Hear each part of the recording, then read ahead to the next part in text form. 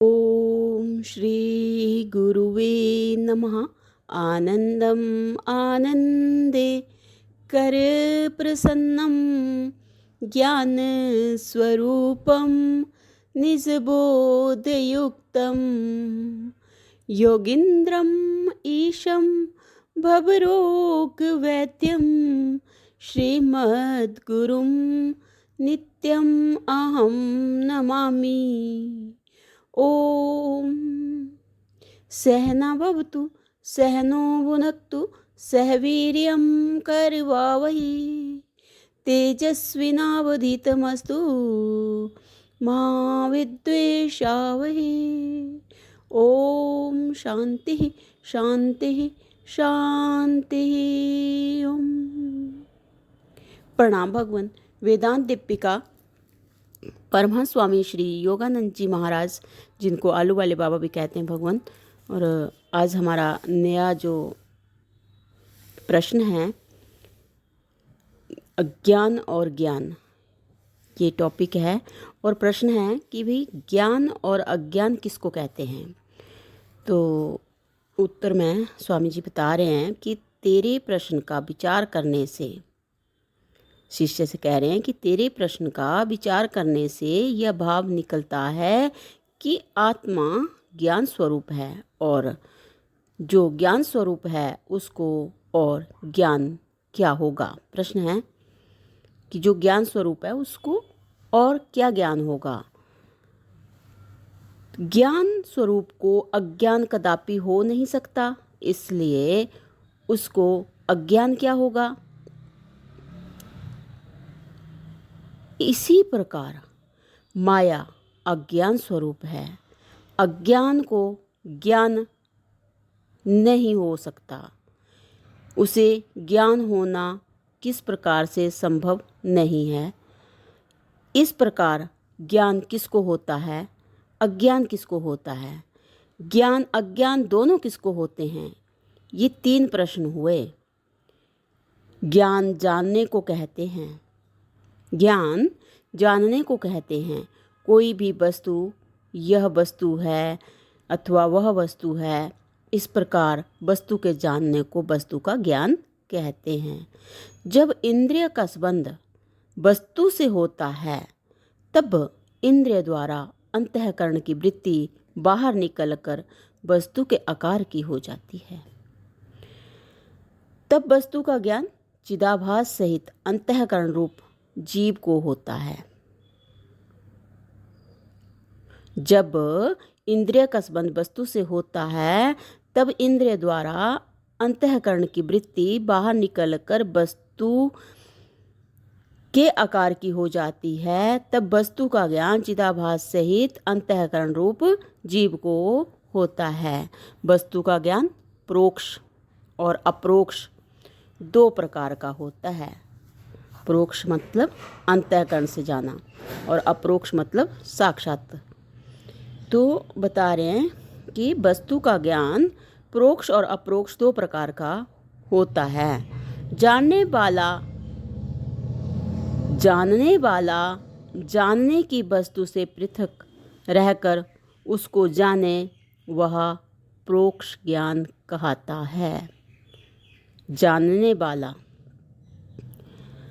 जानने की वस्तु से पृथक रहकर उसको जाने, वह प्रोक्ष ज्ञान क्या कहता है, यानी कि वो अंतःकरण से जाना हुआ ज्ञान होता है। और जानने वाला जानने की वस्तु से मिलकर उसे जाने, यह अप्रोक्ष ज्ञान है। जानने वाला जानने की वस्तु से मिलकर उसे जाने, यह अप्रोक्ष ज्ञान है।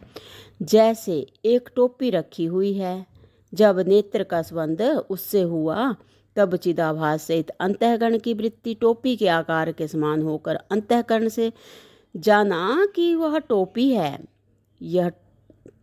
यह टोपी का प्रोक्ष ज्ञान हुआ।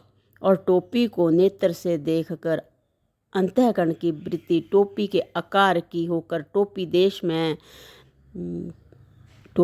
देश में अंतःकरण ने टोपी को जाना कि यह टोपी है। यह टोपी का अप्रोक्ष ज्ञान हुआ। अथवा जैसे किसी मनुष्य ने कहा कि मिश्री मीठी है। यह शब्द सुनकर मिश्री का स्वाद जो मिठास उसके साथ अंतःकरण की वृत्ति मिठास के आकार की हुई और अंतःकरण ने जाना कि मिश्री मीठी है। ये जो है ये मिश्री का प्रोक्ष ज्ञान हुआ। और जब मिश्री खाई गई तब स्व इंद्रिय के साथ अंतःकरण की वृत्ति मिश्री के रूप की होकर मिश्री के स्थान में अंतःकरण ने जाना कि यह मिश्री मीठी है। तो ये जो है मिश्री का अप्रोक्ष ज्ञान है। बहुत सुंदर।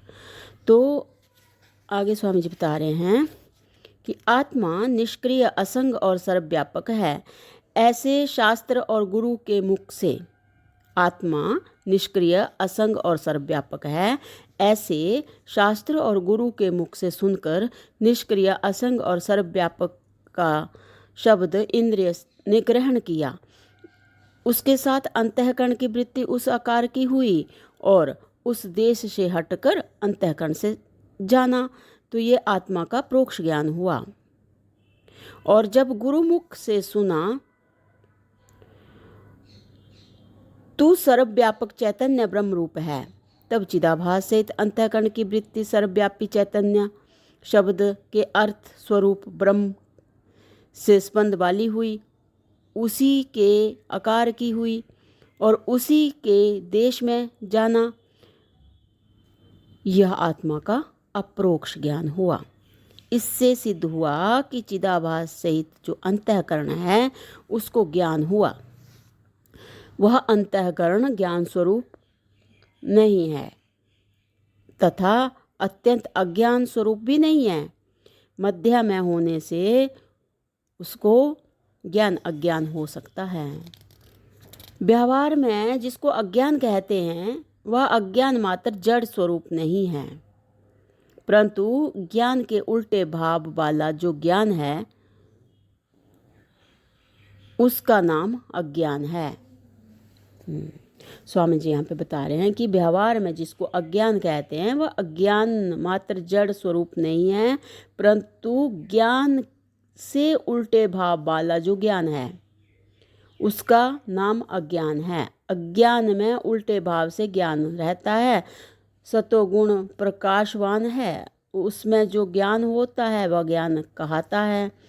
और तमोगुण से अंधेरे में और रजोगुण की चंचलता में जो ज्ञान होता है वह अज्ञान कहता है।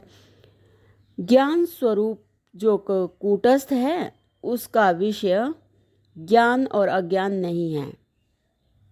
ज्ञान स्वरूप जो कूटस्थ है उसका विषय ज्ञान और अज्ञान नहीं है। और अत्यंत माया के अंधेरे में भी ज्ञान अज्ञान नहीं हो सकता, परंतु चैतन्य की दमक वाले अज्ञान का अथवा चिदाभास सहित अंतःकरण का ही ज्ञान और अज्ञान विषय है। जो जिसका विषय होता है उसको वही ग्रहण करता है। वास्तविक रीति से तो ज्ञान अज्ञान दोनों ही अज्ञान हैं, परंतु दोनों के फल में भिन्नता है। अज्ञान दुख रूप और फंसाने वाला है, उसके विरुद्ध भाव वाला ज्ञान अज्ञान की फसावट और दुख का नाश करने वाला है। जब ज्ञान उत्पन्न होकर अज्ञान का नाश करके स्वयं भी नहीं रहता तब शुद्ध स्वरूप आत्मा रह जाता है। तो भगवान इससे आगे फिर अब दृष्टांत लेंगे, तो इसको अगले सत्संग से कंटिन्यू करते हैं। प्रणाम भगवान। ओम शांति ही शांति ही शांति ही। ओम।